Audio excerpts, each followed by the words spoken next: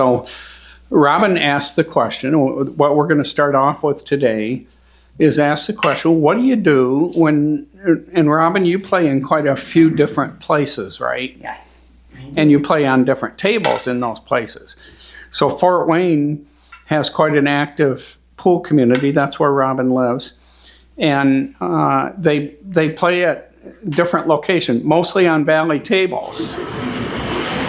But she's also comes to Coldwater and plays on the diamond tables, and occasionally you have really different conditions that you're dealing with. And the question is, when you walk into the pool hall and you're on your own and practicing, which I strongly recommend, the last thing you want to do is just shoot pool with your buddies, because you don't learn how to be better at pool by doing that. You learn with the drills. So there are several things you can do, and it's up to a person and their personal proclivity to what they like. But here's a big one. It's the mother of all drills. Dr. Dave calls it the MOFU dot drill. I don't know what all that means, but I call it the mother of all drills. That's easier, M-A-D. And that is just to every single time go through your entire shot routine. This is a gymnastics routine that lasts about 10 or 12 seconds. But if you don't get it right, you're not going to get anything right. And that's to come down on the ball, find the center of the cue ball, do your practice strokes, freeze, come back, ladies and gentlemen, send it to the end of the table, and see if you can make it come back to your tip. You do that 15 or 20 times. That's a break stick. No wonder it sounded so funny. I have a shooting stick around here somewhere, but I'll use this house cue. So you do that 15 or 20 times, really. You really want to tune yourself, because it can be hard to find the center of the cue ball. And if you can't find the center of the cue ball, then you can't locate yourself anywhere on it. If you want to go a tip or two to the right, you can't do it. Well, the next thing you want to do is tune your stroke up. And for that, I like to use Bert Kinister drill number 1, which is to set a ball here and set a ball here. And the idea is you're going to strike this cue ball and stop it when it hits that ball, pocket that ball, and shoot it at exactly the right speed and location on the ball, so that when it pockets this ball, it rolls forward a part of a revolution and replaces that other ball. If you can tune that down where you can do that over and over again, most of the time when you line this up, you're not going to be able to do it. It's going to take 3 or 4 shots. But you come down like this, and you're going to be hitting the bottom of the cue ball, because you want it to be sliding. You want it to be going backwards. When it gets right here, it's sliding. And then it stops sliding right about there and rolls forward and replaces that ball. If you can tune yourself to do that, that's what most of the shots that you're making, it should be at that speed.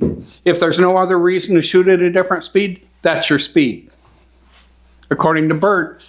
And I think Bert's a genius. So I listened to him. Tough shot. So this is a shot you're trying to do. You're not usually going to make it the first time. But that's what you're trying to do. See how I had a little bit of left spin on it? That's inadvertent spin. Usually my inadvertent spin is to the right. But do you see how the cue ball replaced that other ball? So I should shoot that about 10 times. And I should make it 10 times in a row once I get the rhythm. Doing that sets your speed. So this sets your ability to hit the center of the cue ball. That's a big deal. Hitting the center of the cue ball is a big deal.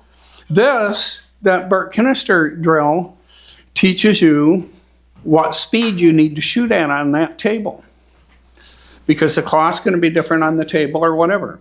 And then the third thing, and these are the 3 things that I often try to do. And, if I'm on a new table, 2 out of the 3 things are going to be this. The third thing is to find where the 3 railer goes. And you may not think this is important, but it is. Because during the course of a match, you're going to have times when you want to know how that cue ball is going to go around the table. Well, what's a 3 railer? The 3 railer is shooting from the corner of the pocket to some spot there, and you find out what it takes for that ball to go around the table and end up in that pocket. So I'm going to aim just a little bit. Actually, I'll start off by aiming at the middle diamond over there. And you're going to put a 1/2 tip of outside English on it. So outside means from here, it would be right spin. So I'm aiming at the center of that right there. This? Yes, okay. Right now.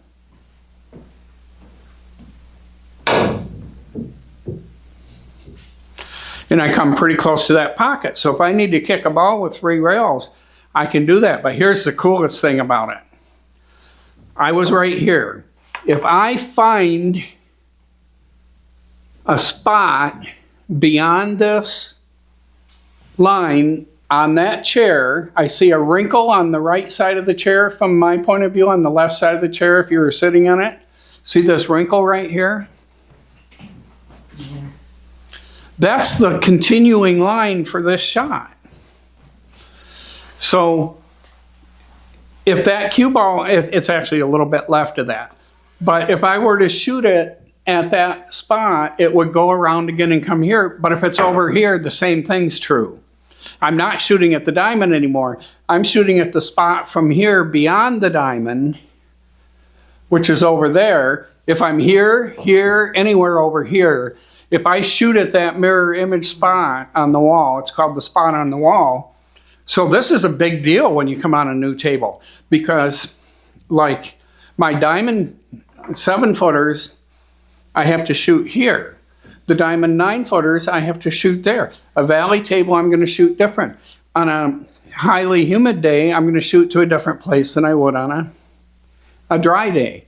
So it's really getting the feel for the table, and that's going to affect. So if I put that right there and I aim at the spot on the wall, I should be able to come pretty close to that pocket. But it's a completely different aim than I was doing before.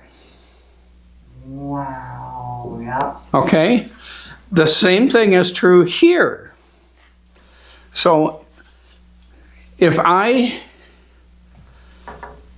aim right at that diamond, I happen to know that that's probably going to come up short. So I'm going to aim just slightly left of the diamond and see if I can bank it back here. And it came a little bit short. I actually hit the diamond there.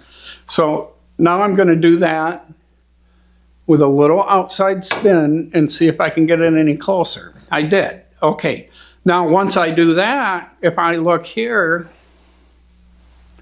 and I find the spot behind it, which is, I have a beautiful big red book there, which is Carl Jung's red book.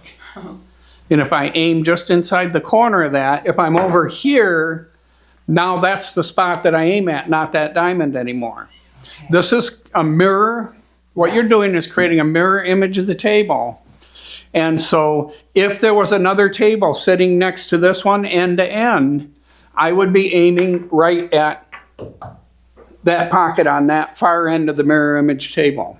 And this works for every kind of bank. So now I'm aiming at the Carl Jung red book. And I come out pretty close. So this is what I, for sure, on every new table I play on, if I'm going to play in a tournament or something, I'm testing out the rails like this. And you can do that on every single shot. If you know that you're aiming at this diamond to pocket it there, then you can look beyond at the width of a table and find something to shoot at. That's what's really going to be helpful on over those there. shots. Yeah. So those are the 3 things that I do. But if you're not getting ready for a tournament if you're playing with your buddies, for sure. guy at the pool hall asked me the other day, he says, you know, and he's like an APA 5 or 6. He's like, I'm not getting any better. And I said, all you ever do when you come in here is play with your friends. Mm-hmm. Craig over there, he comes in every afternoon around 3 o'clock and plays by himself for an hour and a half. But he's not playing, he's doing drills. He's going to get better. You're not. You're not going to get better. Nobody gets better by playing with their buddies except maybe a genius or something who's actually working on his game while he's doing it. But what you're doing when you're playing with your buddies is trying to kick their ass. And you're just using the best game you have. You're not figuring out how to improve your game. So, Bert, what's Bert's last name again? Bert Kinister. Kinister. I was writing those down. And Kinister. Bert Kinister, Kinister, and his first name is B-E-R-T. That's the way I spelled it. Bert Kinister. I think he's an absolute genius, but he's also kind of a nut job too. He's. Tell me, let me see. I'm gonna tell you when you miss this ball where you hit the rail. You hit this rail, right about there, right about where this chalk is. How do I know that? Because that's the sucker side of this shot. What happened? You probably hit this ball exactly where you wanted to. This is one of the major things that makes people quit this game. They hit ball after ball after ball exactly where they think they want to, and the balls don't go in the hole, and they say to themselves, well, I think I'm in the right where I want to, and the balls aren't falling. Maybe there's something wrong with me, and I quit, and there's nothing wrong with you. Here's what's going on. I love the guy. I subscribed to his channel for 3 years at $30 a month, and it was worth every nickel of it.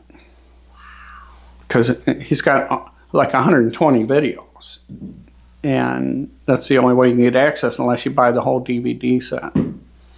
Any questions about that? No, I don't think so. I can't wait to go. The only thing I would add to this up and down the table mother of all drills is that after you feel like you have a good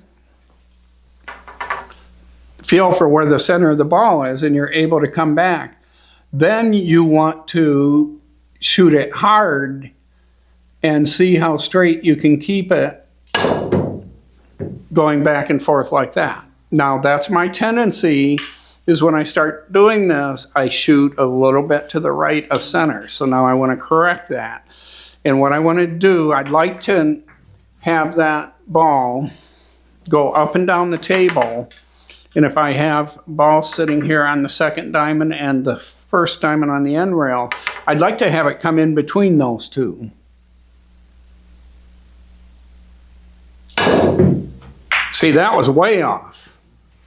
And this is what you're going to find. So you can sit here all day and do this little bump shot and have it come straight back. But when you start hitting the ball hard, that's when your flaws in your stroke come out. Wow. And that's why you should never hit hard when you're playing in a match, or almost never hit hard. You see these young APA 5s, usually young men, just slamming the ball around the table, and they're missing all kinds of shots they could make because they're not able to maintain hitting the center of the cue ball. There, that's better. Okay, if I do this 5 or 6 times, I can straighten out that little bit of tendency for me to sweep it over to put some right spin on the ball.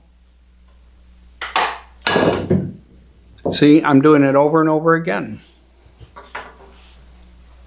This is when your swing flaws come out. That's much better. So if you just do this quite a few times. And then there's finally the thing that Dale and I covered in our last video, and that is to fine-tune your tip placement. So now I've worked on that. I got where I'm hitting the center of the cue ball now, even when I hit it hard. Now the question is, how much can I control the spin on the cue ball? And we talked before about in general, an amateur player is going to be playing with 1, 2, or 3 tips of right or left spin. And both of you are ready. Dale just graduated from a 4 to a 5 in APA. Robin's right on the cusp of graduating to a 4. And I think you're actually a strong 4 right now. You just the algorithm just hasn't caught up with what you've been doing. And you've run into some opponents that have beat you. But I don't know. I know a lot of APA people watch these videos, and it's really amazing how little people understand about the algorithm that they're using to test you, or to give you a designation of a skill level. It has nothing, zero, to do with your one-loss record. One-loss record means nothing. And the reason for that is pretty simple. You might show up and you're playing a 2 versus a 4. Well, what's the algorithm to decide how often you should win or lose? You have to have an algorithm to do that. Now, next week you're playing a 5. Now a 2 and a 5, that's a different algorithm. Now you're playing a 6, that's a 2 versus a 6, that's a different algorithm. So for every matchup, a 6 versus 6, 6 versus 5, 6 versus 4, 4 versus 3, 3 versus 2. For every one, they would have to have a different mathematical system to understand if they used a one-loss record. Because they've already corrected by using the handicap. So a 4 to 2 race, when you have a 5 and a 3, well, that's already supposed to come out pretty even. So it doesn't tell you anything. What tells you something is, and this is the way they do it, and I'm going to throw up a graphic for this. The APA is largely looking at your last 20 wins. Your losses mean nothing. The algorithm doesn't even look at your losses. It's looking at your last 20 wins, and it's asking the question, how many innings did it take you to win? Subtract defensive shots. So defensive shot doesn't count as an inning in their algorithm. So if you defeat, during the last 20 wins that you had, they take the best 10 and ask the question, how many innings did it take you? If it took you 2 innings or less, you're a 7. If it took you 2 to 3 innings, you're a 6. If it took you, on average, 3 to 4 innings, you're a 5, and etc. That's a really valid way of doing this. One loss record doesn't mean anything because it doesn't, since they've already corrected so that it's going to be even, a 2 versus a 4 for a 5 and a 3 is an even race or close to it. 2 6s going at each other, 5 to 5, that's an even race, or 4 to 4 or whatever it is. But the point is, it's the number of innings it takes you to get out that tells you how skilled you are. And that's what they measure.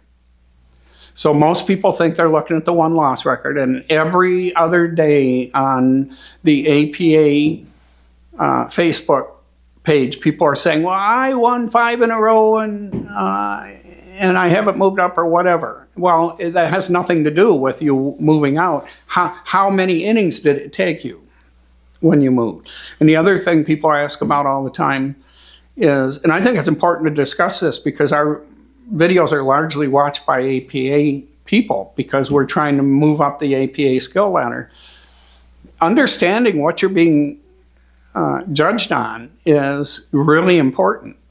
And it's not one loss record. Your one loss record means nothing except for MVP. MVP, and it doesn't even use a one loss record, it uses a point system. So if you get 3 points every week for the entire session, let's say you play 16 times, you're going to have a 3.0 average points thing, and you're going to probably win MVP. So it's the average number of points you got. If you win every single time but only won 2 points and let your opponent get a point, or you didn't get all 3 points, you're probably going to get beat by somebody who had a few times when they won 3 points. Like right now in in the 6 and 7 class in my local 8-ball, I have a 2.3 average, and I'm in second place because or 2.2, and the other guy has 2.3. That's Jason Mahaffey, by the way. So, He's playing with us now down Thursday nights down at Break and Run. is he on your team? No, on a team I'll compete against. Does that answer your question about, Well, there's one other thing though. okay, A lot of times the safeties aren't correctly.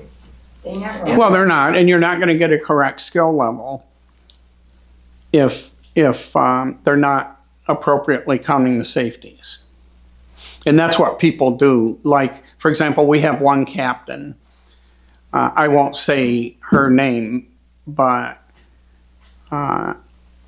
it's Cap, who says she never marks safeties on her people because she wants to keep their handicaps low.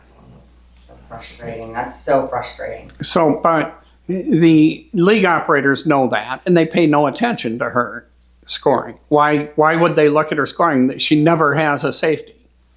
She never has a defensive shot. So they pay zero attention. I've talked to the league operator. She doesn't pay any attention to that person's scoring. She's playing my team, whoever's scoring on our team is doing it right, and that's the score that she uses. So she'll look at the two. So that kind of thing really doesn't work very well. Do they have a default safety factor?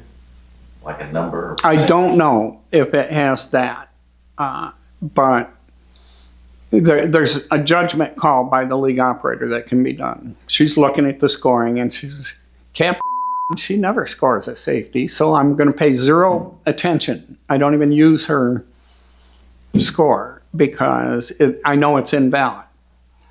And if you get two of those people, I don't know what she does. She probably guesses how many safeties or calibrates it somehow to whatever their actual skill level is. But in my opinion, there are not a lot of sandbaggers in AP8. There are not. There are not. Almost everybody would like to get better. They just don't know how the hell to do it. Right. And they think the way to get better is to play with their buddies. And that is not the way to get better. That's a way to just maintain whatever level you're at. Or frustrate yourself into being worse at times. And you get this fluctuating thing. Most people want to be a better pool player. And they don't know how to do it. And that's what we're trying to provide with these videos, is understanding how do you go about being better. You go about being better by just hitting the ball and seeing if you can hit the center of it. That's how you get better. If you can hit the center of the cue ball every time, you're way ahead of where you were at before you did this drill. If you can hit it hard and still keep it straight, you're way ahead. If you walk into a tournament and you understand where the 3-railer goes, you're way ahead. Because, and Dale, we're especially with you, but with both of you, we're getting to the stage where we're setting up drills like this, and we're asking the question, where does that cue ball go? If I apply 0 English, or 1 tip of right English, or 2 tips, or 3 tips, where's that cue ball going to go? Well, let's just say right now I apply 2 tips of English, and I have to be careful because I'm not used to a stick that deflects as much as this. So I'm going to apply 2 tips of English. What does the cue ball go? It goes 1, 2, 3 rails. Where's it going to go? So understanding, you might think, Jim's showing me this stupid 3-rail shot, and I'm not going to have one of those in every 10 games. But in every single game you play, you're going to bring the cue ball off the object ball and use those rails. And so understanding how the rails treat the ball is really important. So as you're beginning to do position play, you're doing this all the time. You're running that cue ball around several rails like that all the time, and you need to know where it's going to end up. Okay?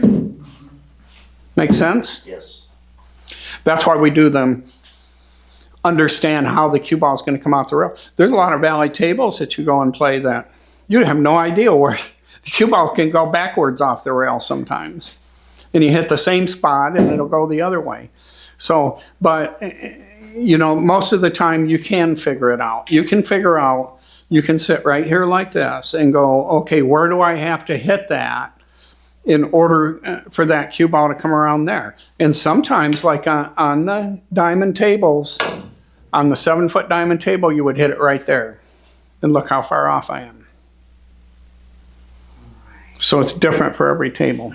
And then when you're aiming for this diamond, you're not aiming for here. I'm aiming at the diamond itself. You're aiming at the center of the diamond. That's your reference point, yeah. Right. So if I aim right at that diamond right now with the tip of outside English, I should come pretty close. Okay. Outside English? Outside English. That's what the typical thing is that people use to test the rails. So you're making sure that you have a little bit of outside spin. Outside spin helps it to follow the path that it wants to follow. So in other words, if I'm coming off of that rail, let's say I accidentally hit a little inside spin on this. Watch what happens. I'm going to aim right at that diamond with inside spin, and look what happens. So outside English on this is the right side of the cue ball. Exactly. So Dale, you are a golfer who shoots a fade. Where you want to end up, let's imagine this is a 300-yard long table. Where are you going to put your golf ball? You're going to hit from here, right? Because you're going to fade into the center of the fairway. You don't put it here and try and hit outside. When you're hitting the center of the cue ball, you're going to miss the center almost all the time. And you're hoping to just miss it by a millimeter. But let's suppose I'm aiming at this dot in the center that I'm holding up to you guys in the center of the pool ball right now. If I hit it in the center, it's going to have a certain characteristic when it comes off there. If I hit it a millimeter or two to the right, it's going to have a different characteristic. And if I hit it a millimeter to the left, a much different characteristic. Because the inside spin from here causes it to radically shorten up off of that rail. Like that. Outside spin, so let's suppose I'm putting a half a tip of outside spin on it, but I accidentally get a quarter tip or 3/8 of a tip, or let's see, 5/8 of a tip, let's say. I accidentally hit it to the right or left of where I'm hitting it. It still has the same characteristics. It's still going to go in the same direction. It's not going to have the opposite effect. If I accidentally hit it left or right, left has a much different response than right. But a little bit right doesn't have a lot different response than a little more right does. You understand? Working on it. You don't understand. Okay. If I want to hit this ball and have it go towards that pocket, oh geez, how can I show this? Okay. If I try to hit this ball in the center right now,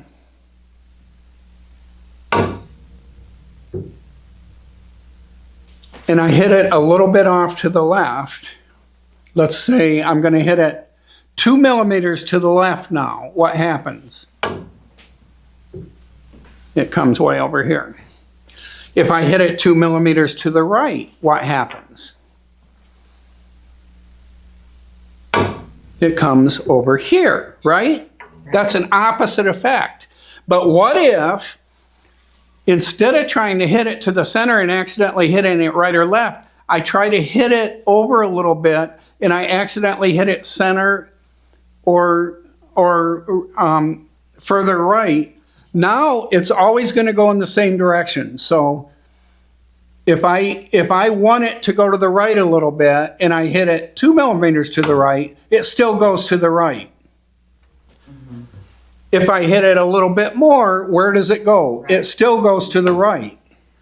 So I'm ending up in roughly the same place. But if I'm trying to hit the center and hit it to there, and I accidentally, it goes to a completely different place. Okay. So you're favoring the ball, the cue ball going in the direction you want it to go. So when this comes off that rail, I want it, first of all, when it hits this rail, so it's coming along like this, it's rolling. When it hits this rail, it's going to get a little bit of right English because the friction causes it to go like that, right? The worst thing in the world I could do is have the opposite English of what the rail is going to give it. By favoring it to the right a little bit, I'm favoring it in the direction that I want it to go. I want it to come off of here and go that way, right? And come around and come over there. If I have the wrong spin on it, it doesn't go anywhere near where I want it to go. But if I have a little bit too much of the same spin on it, it'll still go to almost the same place. You still look confused, Dan. Well, I don't know, I'd still call it an inside English that way. No, that's outside English to the rail. Oh, okay, the rail. You always call English to the object that you're shooting at. If you're shooting at a ball, outside English is outside.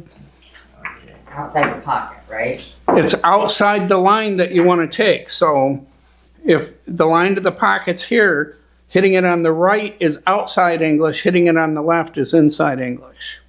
If I'm aiming at that diamond, and that ball's going to go that way, hitting it to the left is outside English with reference to this line, and hitting it to the right. And watch the difference right now. That's inside English, and that's outside English. What a whopping difference. On the internet. But if I have the same difference in outside English, it's not going to change it much. So if I have, let's say, a half a tip of outside English right now, it goes there. And if I have a half a tip more, it still goes in the same general direction. But not if I accidentally do the other opposite English. So working at the entire center of the cue ball is usually a bad idea. And there are certain pros like Earl Strickland, for example, that'll tell you always put a touch of outside English on it. Now, they were on the internet, every time I watched the demonstration of checking a table, they'd say, put a little running English on it. That's the same thing. Outside English is running English. So running English carries it in the direction that it wants to go. Holding English stops it from the direction it wants to go. So for example, and this is a real easy way to say that, to show this. If I'm on this line from here to here,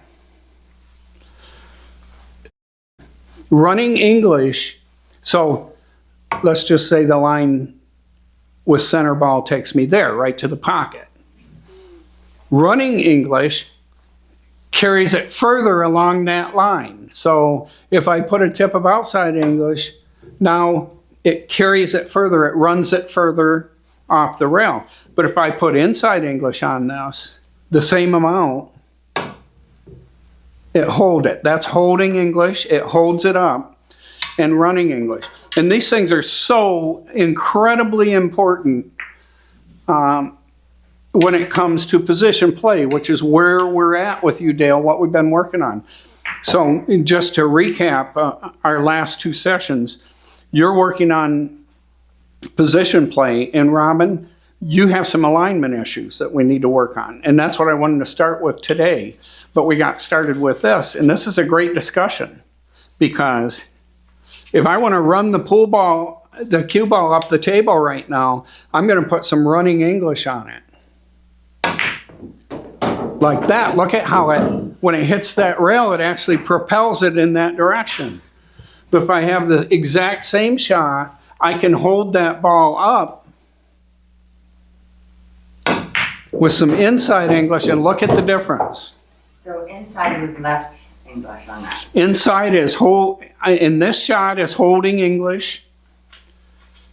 Inside English is holding English, and the other is running English. In this direction, it's exactly the opposite.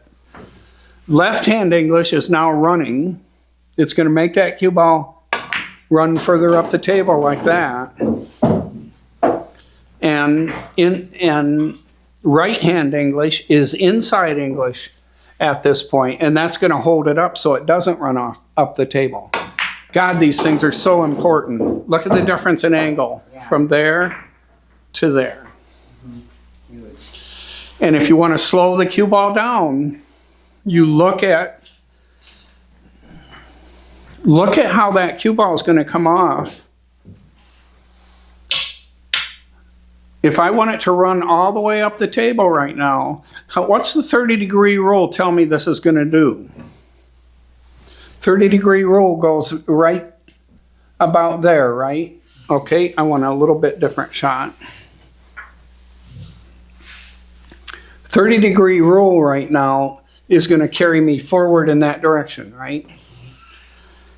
If I shoot that with right English right now, it's going to run further, even though it's inside English. And the reason is, I'm not thinking about what it does when it comes off this ball, because if it's spinning this way, and when it hits this rail, it's going in this direction, that's running English. If it's coming in this direction, that's holding English. See the difference? Running English springs it off the rail. Holding English slows it down off the rail. When you're talking about running English or holding English, in regards to the cue ball, you're talking about the rail. What angle is it coming into the rail? If it's coming in like this, then running English is like that in the direction that angle is going to take. If it's running towards that rail, then holding English is like that, and it slows it down and backs and holds it up. These things are critically important to understand, and that's why I like you, Dale. I think that the last time we left you with a shot like this and said, where does this go with one tip of English, 2 tips of English, or 3 tips of English? It's always going to hit the same spot here. So it doesn't matter so much. The contact with that ball doesn't matter. Watch, I want you to watch this spot right here. I'm going to hit this with no English. Hit right there, right?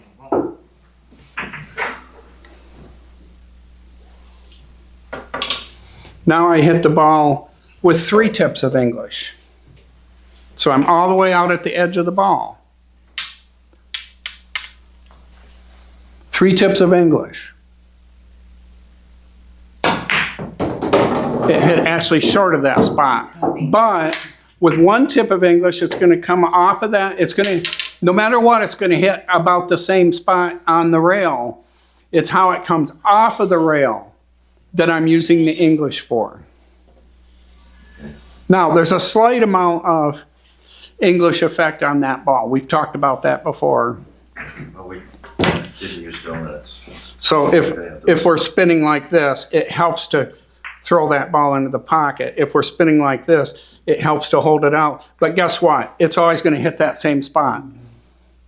The cue ball is always going to hit pretty close to that same spot like that. That's the 30-degree rule. And what's happening there is this cue ball, 100% of the time, the cue ball leaves this ball at 90 degrees. And if it has some top spin, then after it leaves this ball, it curves forward and goes to the 30-degree rule. If it's sliding, it leaves at 90 degrees and it stays at 90 degrees. And if it's drawing, of course, it comes back behind that. I went in to practice that. I didn't have donuts. So You gave them all to me. I said, I'm tired of the donuts. It really helps to have donuts. So then the last thing I was going to talk about is, I think I started to talk about this. I don't know if I finished. So after you've done the mother of all drills and you're feeling really good about it, then you can calibrate your tip placement. So I'm going to come over one tip of right English, and my goal is to come right to this diamond. Two tips of right English, and my goal is to come right to the pocket. I overdid it a little bit. And three tips of English, I want to come way up there. And three tips is about, you know, now I'm out at the outer margin of the thing. But what you want to do is calibrate this. So I'd like three tips to be coming here. Let's just try it. There's one tip, two tips, or wait, 0, 1, 2, 3.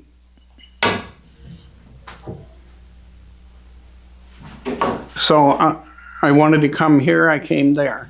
So I go back and I keep calibrating. So it's not quite three tips of English. On this table, with this ball, under these humidity conditions, I have to be a little shorter. There I want, it's way short. It's hard to do, but doing that will really help you out in the game, because you're going to end up